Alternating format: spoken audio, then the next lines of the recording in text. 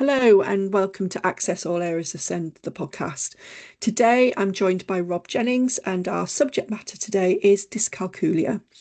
So Rob is the co-founder of the Dyscalculia Network and I'll put the link in the bio.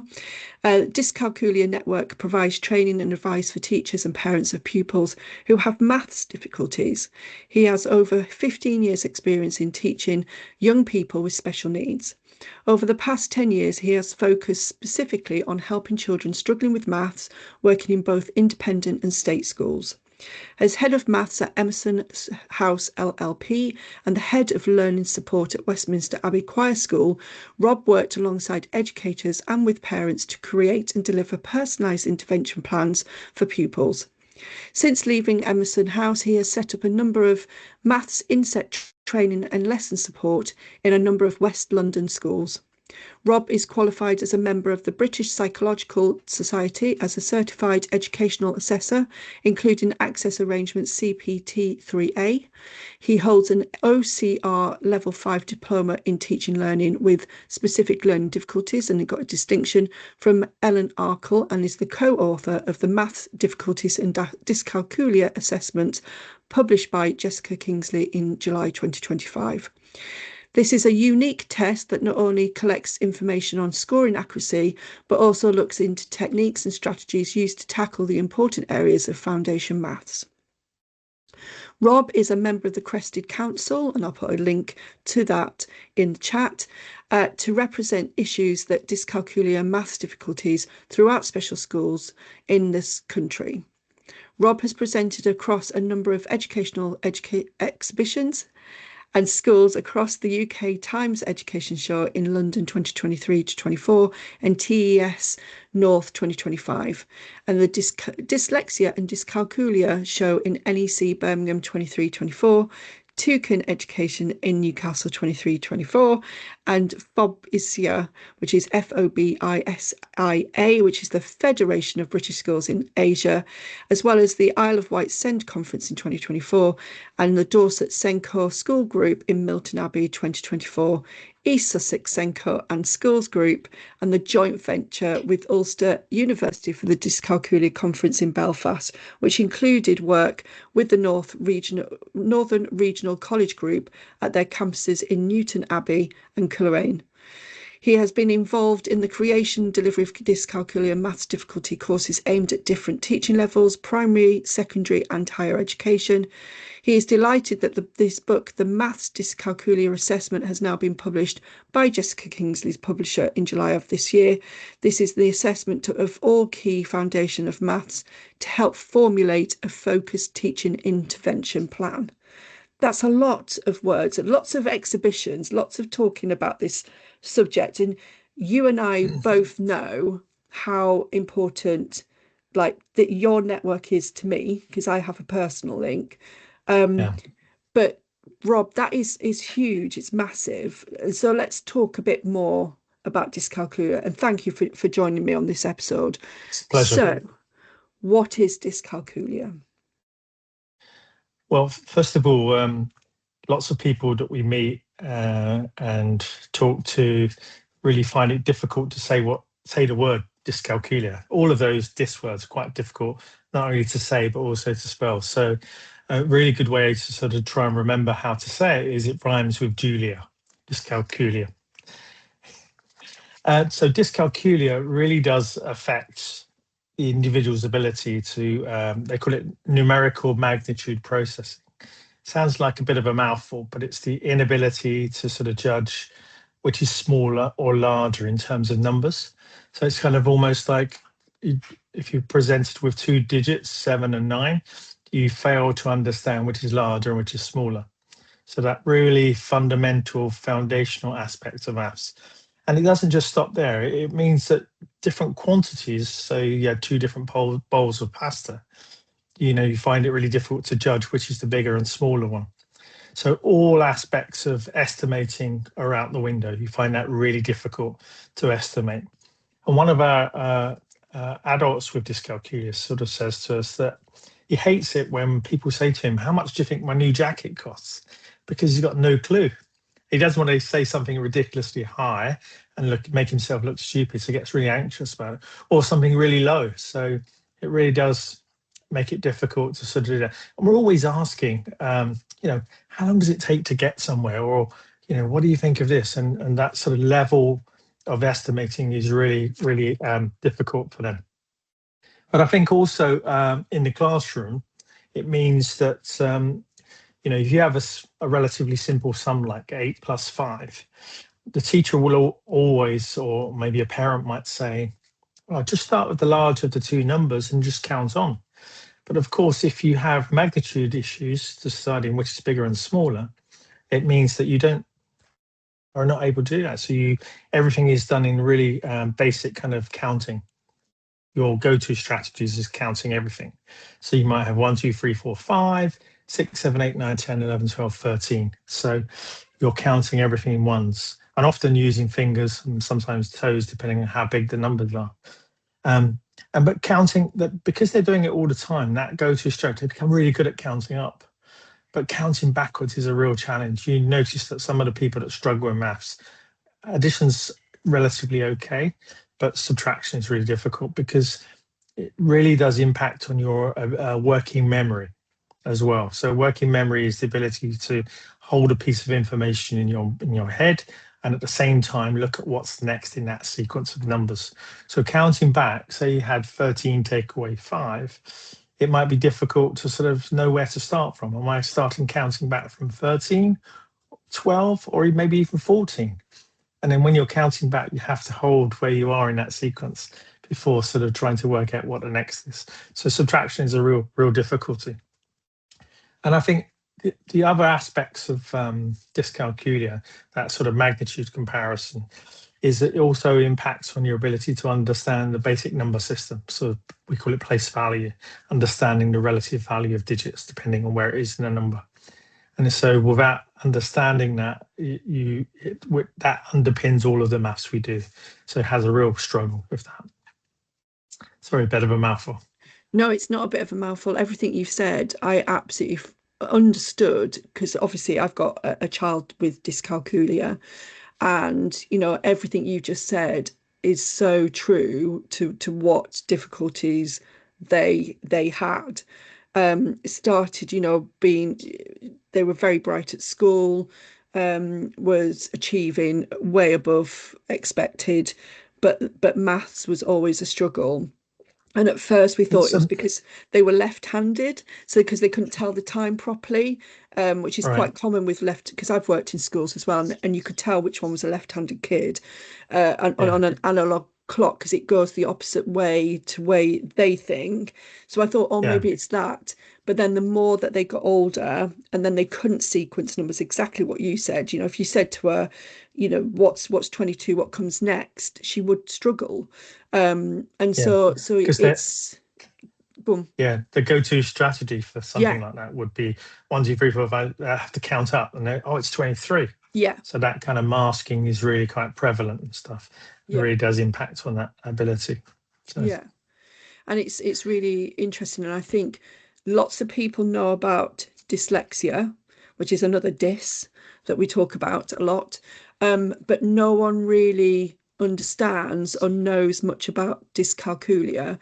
So it's that tricky subject, isn't it, of how, if somebody thinks that they might have it, or somebody thinks that their child might have it, or a teacher might think, well, actually that pupil is doing, it's really difficult because they're really great at everything else, but this maths and the sequencing number of very basic sequencing as well, why can't they do that? What should they be doing to support that person? It's a really good question, because I think lots of people we speak to and say, how do we start this process about gathering information? So on our website, we've got something called a checklist, a dyscalculia checklist. It's not diagnostic. It's not going to say, oh, you've got this or you haven't got this. But what it does is it focuses your attention on what some of the key indicators.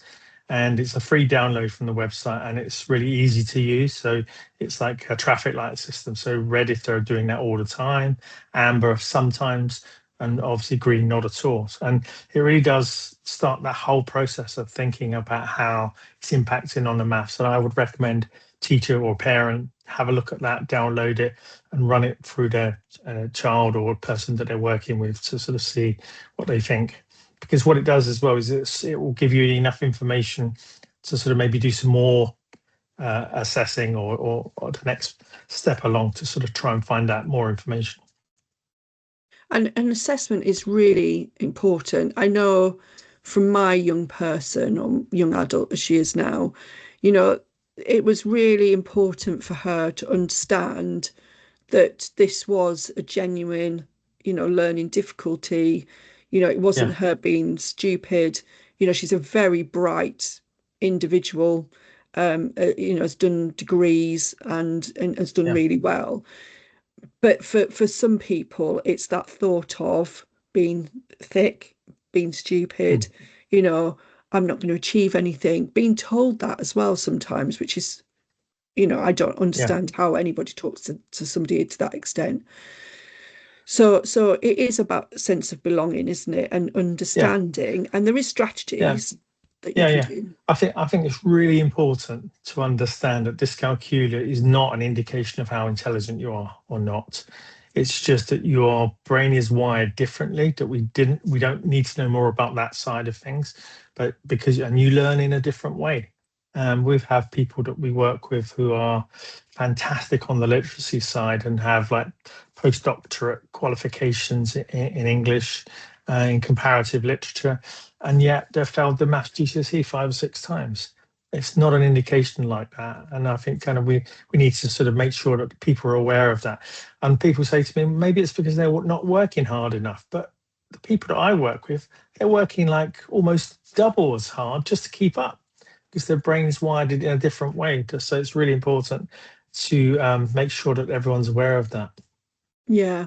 And I think it's really important as well, the message around the GCSEs, because for some people who are on apprenticeships or other qualifications that may not have, you know, or had like an EHCP because they were, you know, they didn't need one, but will fail their maths, but in turn could fail their apprenticeships or Yeah, whatever qualification they're doing based, you know, maths is a course that they have to pass in order to pass that qualification. yeah, You know, something like this is, it can be detrimental, isn't it, of yeah. how we accept, you know, moving forward. Yeah, I think this with assessment, there's two things that we have to consider. First of all, it's the diagnostics, like being told these are the reasons why you struggled with maths, and having that really is kind of a weight off your mind because you do self-internalize things and say, oh, I must be stupid if I can't do that simple thing. And dyscalculia really is foundational. It does impact on that sort of real basic understanding of number. And so sometimes, you think to yourself, wow, how did they get that? Because lack of estimating means they've got no filter. So some of the answers you get on questions are completely like not even close. So we have to be aware of that. Yeah, and one of the things that my child did, and she will be listening, so she'll probably kill me for this, but the one of the first things that we know when we realised that she was dyscalculic was that she went to a restaurant with her friends and she went to leave a tip and she couldn't work out the percentage. And so she left this Yeah, tip and it turned out to be like 20 quid, this tip. And her partner, who she's still with, just went absolutely ballistic and said the meal was like X amount. Why on earth did you do that? And it was yeah, because when she was presented with the yeah. You just pay, press the and doesn't it mean said anything. what percent did you want to leave this tip, which was too small.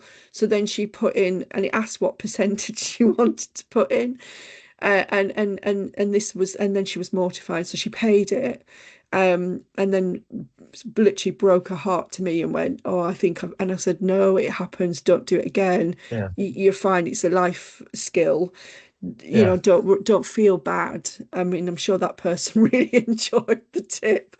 um yeah. but it's those little things, isn't it? It's Yeah, just, we had something similar. Percentages is something that dyscalculists really struggle to understand because it's an abstract concept. It doesn't really mean anything until you sort of dig into it and find out more about it. So whenever we're presenting percentages, we use bar models to show the relative values. So the visual picture is really important in doing that. But one of our adults with dyscalculia said pretty much the same thing. He goes with his besties to the same restaurant over and over, like every couple of months or something, and so they knew him in there. And he normally, when the bill comes, he exits and goes to the bathroom. Yeah, I think he came back a little bit too early and got the card machine with a percentage tip, as you just said. So he just pressed it a few times and thought, yeah, go away, go away. And it came back, the restaurant manager came back over to him and said, I know we do a really good service here, but do you really want to give 100% tip? He doubled the bill, and there was three of them. So it was quite a considerable amount. But because they knew him, he was able he was to a change it and regular. stuff. Yeah, Yeah. yeah. So those Oh, things really happen. fair play to that manager to not just go yippee. Yeah. Let's have a conversation instead. That's just Yeah. it. But it is, isn't it? It's basic maths, as we say. Although some people still struggle with basic maths. I mean, I Yeah. probably need a calculator some of the time. Yeah. Um, but it shouldn't be anything to be embarrassed about. If you've got Yeah. difficulties, this is what you need help and support with. I think generally there's a kind of in the general public there's a kind of feeling that it's okay to be bad at maths, or I've never been good at maths, or I'm not a maths person. You know, you talk to people and that's what comes out. Or if you're having a meeting with parents and you say, and they might say, "Oh, I've never been good at maths either. He probably gets it from me." So they're creating this low bar in the same way you would, even if you couldn't read, you would never admit to being not able to read. So it's almost like an acceptance of not being very good at maths. And I think that the way that we teach mathematics in schools and colleges hasn't really kept pace with the way we teach literacy, which is much more multisensory, gives people the chance to sort of to revise and repeat stuff. We use concrete materials to sort of support what this, because maths is quite abstract and it's quite modular. And I think kind of the way we describe maths learning at the Dyscalculia Network is hopefully you know what I'm talking about when I talk about that Jenga game. Because maths is very modular, what we're doing is we're putting new bricks on the top as we advance up the school years. But all of that learning is really dependent on strong foundations. So if they've got bits missing, it's going to make the whole structure really wobbly. And if you're lucky enough to have intervention in maths, it's almost target driven. So if you're having trouble with fractions and you'll be lucky enough to get that, you will be doing more of the same. Whereas literacy, there wouldn't be a qualm about going back to basics and doing phonics work if you were struggling with reading or something. But in maths, and that's what we need to do. We need to sort of secure those foundation areas before we can start sort of moving up the tower. And over time, it just becomes really wobbly and collapses. The whole profile collapses, and you have people avoiding maths, or you know they have 3 visits to the bathroom in your maths lesson and things like that. And it's quite traditional in a lot of schools how we teach maths. A lot of teaching from the board, which is a lot of our SEND children just struggle to sort of copy from the board. So their whole cognitive abilities and stuff is about copying from the board without like doing the maths and stuff. Yeah. And we look at if you did a straw poll with students or teachers or parents, what makes a good mathematician? Probably in your top 3 answers would be speed. You have to be fast. You have to be doing it like that. And that's because we've developed this culture of learning, of doing things by rote. You know, learning your times tables. That's loads of arbitrary facts. You know, it doesn't really mean anything to people. It's learning what your tables are. It's just, if you've got a good memory, then that's your perfect way to remember and to work with your mathematics. If you can, brilliant. But for most of the children, especially the SEND children, they have challenges around memory. They're going to find it really difficult to do that. And if I'm honest, I can't remember all my tables, and I don't need to, because I've got really good strategies in place that support that, and I can get to the answers really quickly. If I may, I've got a really good story to tell you. Please tell me. So I do a lot of in-school interventions. So I was working with a school before Christmas, and they were using in the class to do times tables. They were using a game called Times Table Rockstars, which is all about speed, how many questions you can answer in a given amount of time. And that's great for some people, it is, but people that have memory challenges, who struggle to sort of hold on to those arbitrary facts, it's a nightmare. And there was a couple of kids in the school, and the teacher decided to use this data to create a leaderboard on the wall. And I thought to myself, imagine if you are slow processing or you've got memory challenges. Doesn't mean you're not good at maths, but you go into that class every day, see your name at the bottom of this leaderboard. It's convincing you're rubbish at maths, which is ridiculous. And it was interesting that the boy that was at the top of the leaderboard with obviously a great memory, they were working on the 8 times table, and he could do 9 times 8, 10 times 8, 11 times 8, 12 times instantly. He had no problem at all with those answers. But when I asked him what was 13 times 8, he said to me, "Oh, we haven't done that yet." Yeah. So it's that kind of lack of understanding of what multiplication is like, Yeah. rather than just adding another 8 onto that last answer. That was his answer, and I thought that was really interesting in terms of how we learn things. So, learning things by rote is not necessarily the way forward for some of our SEND kids, and they struggle. I would say that any child, actually, you're right. Like, I've worked in schools as well, and when we learnt the times table when I was at school, you did bark it through, 1 times 1, 2 times, and that you do it in a chant almost, wouldn't you? Yeah. And then when I taught in, with teachers with schools, again, it was the same sort of thing. And you might put in a rhyme, 8 and 8 till I was 8 and 8 till I was sick on the floor, 8 8 to 64. So, but again, it's still that chanting, isn't it? And you're right. They haven't sorted out the facts with, all the tricks of adding another 8 on or another 8 on, or even 16 on, or or strategies. whatever. Yeah. So you're right, and I can think of lots of conversations where I would say to a child exactly what you just said, and they'd go, "Well, we haven't learned them yet." So you're right, they're not learning what the fundamental is. We're not teaching understanding. No. So without teaching understanding, you can just, whatever you remembered is fine, but all the rest of it is not there, and the lack of application to sort of decide how, what's next and stuff. And I think that's kind of how we need to change and develop our sort of teaching styles to sort of be able to do that. And I think using concrete materials, manipulatives, like sort of things that, because maths is so abstract. I mean, what does area and volume actually mean? It's a concept we don't use very much outside of school. So I've got this box of 3D shapes that are fantastic.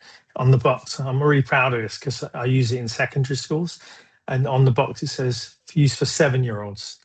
And I love to sort of show that, because within the shapes, you can dismantle them, so they kind of, all the insides come out, and they form the net of what it looks like when it's flat. And so you can work out things like surface area and stuff and what you're doing in secondary schools. But they're brilliant as a concept of showing how many corners they have and how many sides and how many edges. And people need that because they're not used to seeing those things outside, and they need that ability to relate to that information. And we all too often don't do that. And in this school, this teacher knew I love concrete materials, and she had a huge handful. So when I came in the class door, she was like, "Look, I've got them what you wanted."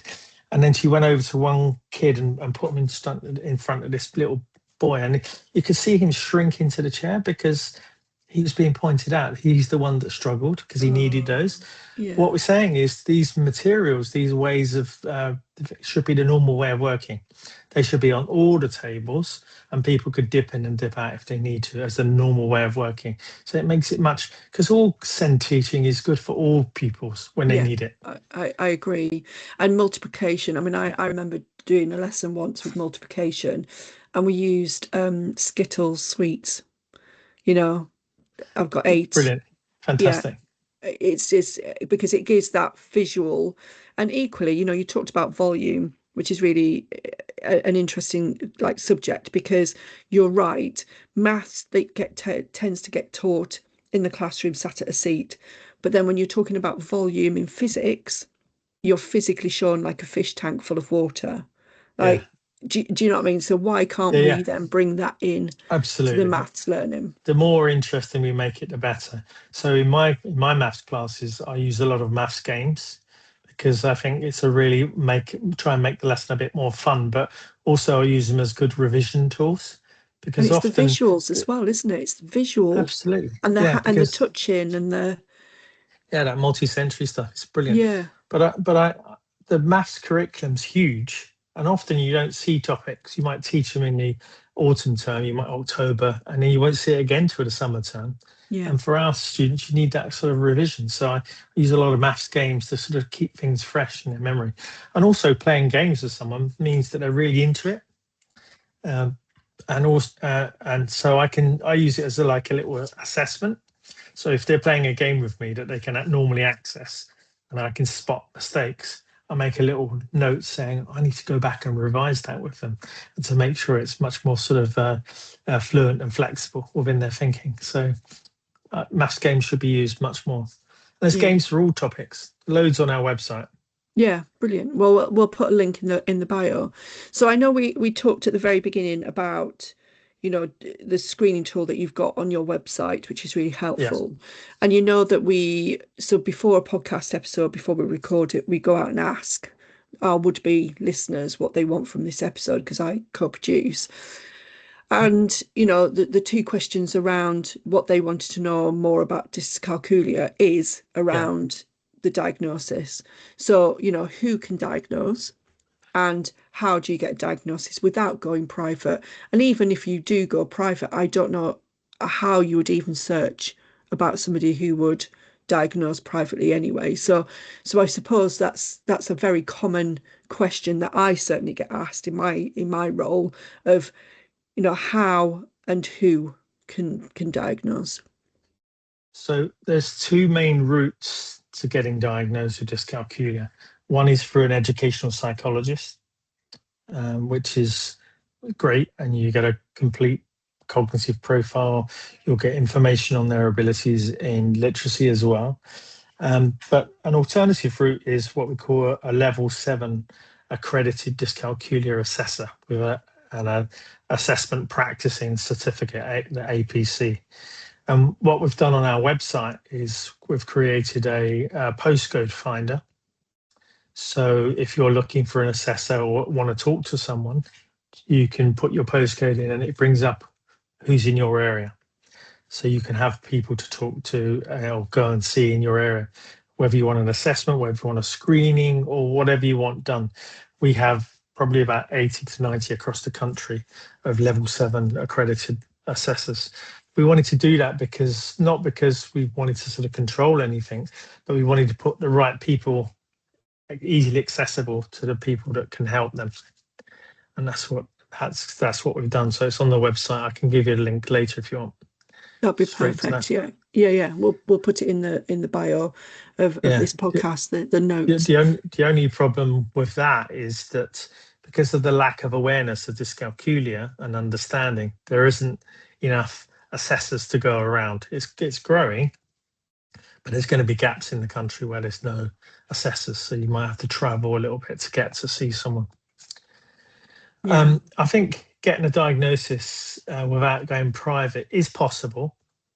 And it depends on where you are. If you're still in education, primary or secondary, obviously you need to speak to the school first, talk to the SENCO, and school can sometimes arrange assessments internally or refer you to their specialists. That may happen. So educational psychologists, sometimes the school or local authority will have access to a set number of people, and there might be sort of each, it varies around the country, but I think some schools, some local authorities have so many hours with an educational psychologist. So maybe find out, at the beginning of the month, maybe when you're sort of contacting them, so you can see if that's available. I think it's free. You'd have to check with the school or local authority, but the waiting lists are huge, like all other types of assessment. If you're at college or university, there tends to be better support services available and better screening for people that are sort of struggling. So that might be and you can apply for what is known as a DSA, the Disabled Students Allowance, through Finance England. That will usually help you, provide you with the funds to be able to get the correct assessment for dyscalculia. But they may do an assessment in the university as well, perhaps. But if you're an adult, I suppose it's probably the hardest route if you're not in education. I think probably via your GP, although the NHS don't routinely assess for dyscalculia at the moment, which is a real shame. But that will be my first point. There are also in some local authorities, there are adult learning services that may be able to sort of help, or in your workplace situation, you may be able to apply for something called Access to Work, which provides you with funding if you need certain specialist equipment, isn't it? Yeah. And there's also charities and organisations I think can help, like the British Dyslexia Association sometimes offer guidance on low-cost routes. Helen Arkell, another one, but there are a few around there that have pilot schemes that may be able to give you a bursar depending on how much income you have coming on at the moment. But it's very difficult. And I think raising awareness means that there's not enough to go around. Dyscalculia affects the same around 6% of the UK population, and that's roughly 3 million adults and 1 million children. So if you do the maths, it's almost 2 students in every class of 30. So there's lots of and by raising awareness of what it is and how it impacts people, we're kind of like just almost releasing Pandora's box, because there's so many people that it affects that's not being addressed at the moment. No, I agree. And thinking about like my personal experience with my child, I had a very robust conversation with their maths teacher at the time. In fact, we moved to maths teachers. We spoke to the school because their understanding of this was they're just not good at maths. They need to concentrate more. They need to try harder. And actually, that's very old school, but it still continues even now. It's absolutely, it's still prevalent because there's a lack of awareness and lack of understanding. Yeah, which is why I love the fact that you and I sort of connected almost by accident. But you must have been pleased when I pronounced dyscalculia the right way, because I knew what the condition was. So one of the other questions that we were asked by our would-be audience was what qualifies a diagnosis of dyscalculia, which is quite a question. I mean, it's different for everybody. It's not, there's just doesn't seem to be like, different people, it affects different people differently, isn't it? There's no 2 people that are the same. What I would say is, in the process of getting assessed, there's a number of tests that they will do, and you have to score below, I think it's 84 on a standardized score, where 100 is the average. So these scores have to be, I think, 2 or 3 different levels of tests, depending on the test. They have to be that really low levels of basic understanding of numbers to be able to be diagnosed. But that will be done by the assessor. Through the assessor. So I suppose for me, and this is a slightly personal question, but is, what drove you to develop the Dyscalculia Network? Primarily because it needed to be there. there's lots of good representation for other neurodiverse conditions, and there's nothing really out there for maths. It's almost like it's a black hole, and I think it goes back to that being, people accept being bad at maths or they've been good at maths, but we just wanted to sort of provide. We've got a fantastic website. There's lots of really good information, and when we first started, it was primarily focused in education, to sort of help teachers or people in education. But we quickly realized it's bigger issue than that, and it's effect. We have a parents section, so for parents you can go and get really good information there that's really pertinent to what you're going through. But there's also an adult section, there's a workplace section now. Perhaps my thing that I like the most about it is there's a children's section and young persons section. And we were lucky enough to get a number of children and young people to record their thoughts and their struggles in maths.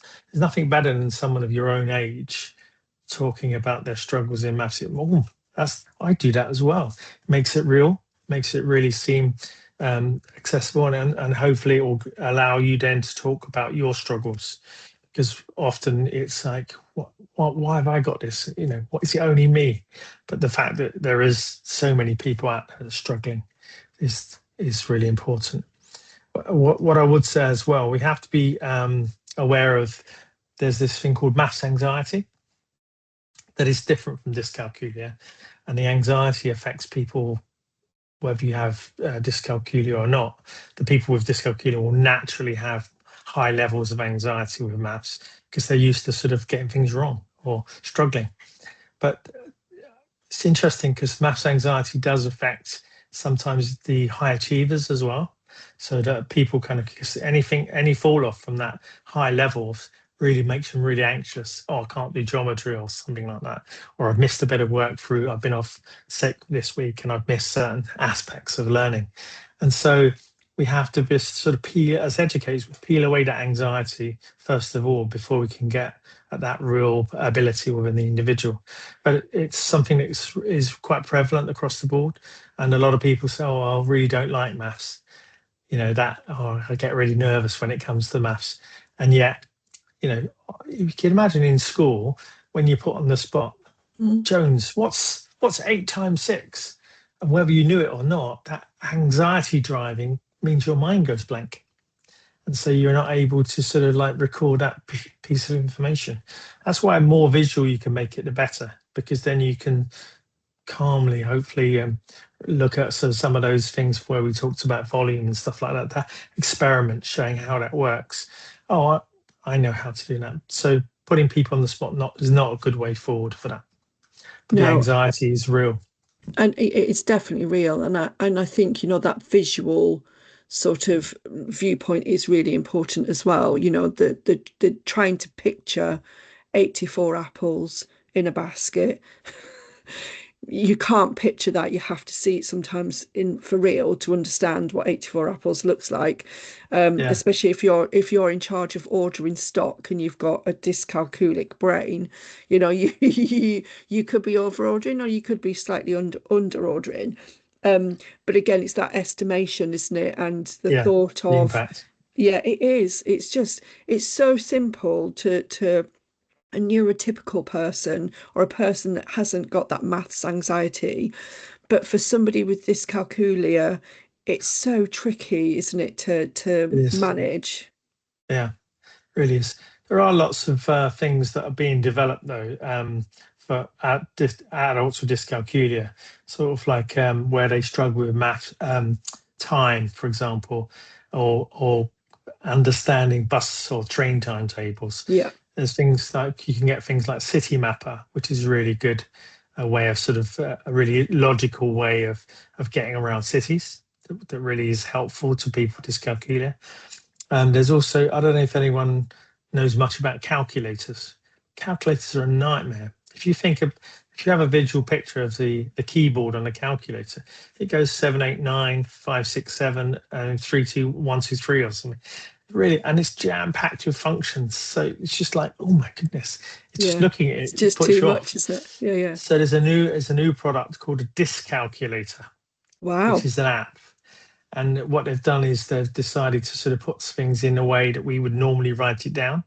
So all of the numbers are in a linear format. You've got the negative and positive at the beginning. You've got the decimal point at the end, and you can turn off functions because it's an app. You can turn them off, so it doesn't become, it's not too busy. And the best thing of all is, because I always make a mistake, if someone gives me their telephone number, I always enter it in wrong and I have to ask them again. So the Dyscalculator talks to you, so it records back what you're writing in. So it kind of, it's a way of sort of making sure that you're doing the right thing before you actually do the calculation or something. So I'd really recommend having a look at that. It's free at the moment online and if you want to download the app, then you have to pay a nominal amount. And they're in the process of negotiating to get it made as a physical calculator that's much more easier to use. And I think that's really important, isn't it, around, you know, the copying of information, because I know that my person struggles with phone numbers. You have to break it up and then repeat yourself, which is fine. Lots of people do that anyway. But it does affect your everyday life, and the strategies that they've done to help them become an adult, you know, it might sound silly, I suppose, for somebody who won't need that, but it's so important, isn't it, that we, you know, they've learned how to deal with every day, that actually just let them carry on, don't change it. They're doing their own strategies. It's what they're, you know, it's making their life easier. What about one of our adults really doesn't understand decimals? What decimals mean? And so she had a look on her bank account before she went Christmas shopping, and there was like £95 in her accounts or something like that, or so she thought. And she went shopping, she got all the stuff together, went to the counter, and the card was declined. So she called her mum. Her mum said, let me just check, and she said it was 95p. And she misunderstood what that was, so she spent all day shopping for presents, and the embarrassment of taking it to counter, and you can imagine that how upsetting that would be. No, it's and also when you relay the monetary figure or any figure in words, and what that looks like in real terms can be different as well, isn't it? Like so I if I need to do something, I screenshot it to my person, so it's a picture, so she can understand what it looks like in written form, but doesn't understand what it's in verbal form. So she has that. So that's what we do as well. That's why we present all data as some sort of a visual picture in terms of a bar model or something like that, to show just how much it involves and what the quantity is, because it's really important. But it's just a simple step, isn't it? This is not rocket science. This is, you know, something that's very simple, a strategy that can help. It is really as simple as that, isn't it, when we're supporting these people?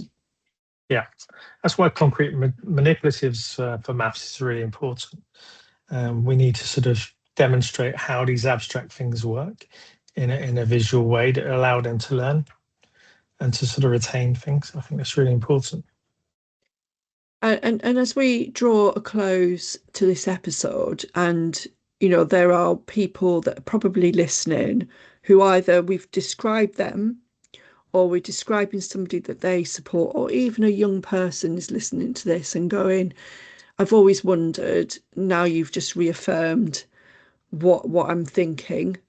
What would be the message that you would send to those people who are listening to this and thinking, this sounds like me? What I would say is, if you can, try and get assessed, because at least that will sort of be an opportunity to sort of show it's not an indication of your intelligence, it's you're wired differently and required to do things in a different way that's going to help you. I would, if you're an adult, come and connect with our adults on Dyscalculia on our website, because I think it's great when they're able to talk about their challenges, or someone has some tips and help for them that can support you in what you do. I think you need to be able to sort of talk to your boss and your human resources at work to be able to share that information and get in touch at the Dyscalculia Network. We have a monthly Q&A clinic where people can come and join us and talk about the individual problems. And if it requires more than sort of a few minutes talking about it, then we'll contact you separately to offer help and advice. The Dyscalculia Network is a community interest organisation, which means it's not for profit. It's Kat and I's way of giving something back for what obviously is not there at the moment in terms of support. And we do all we can to help. Yeah. Thank you. Perfect ending. Thank you for joining us today, Rob. It's been really insightful. And please do reach out to the network if you are struggling or you think that this could be your missing link to you understanding maths in particular. Thank you.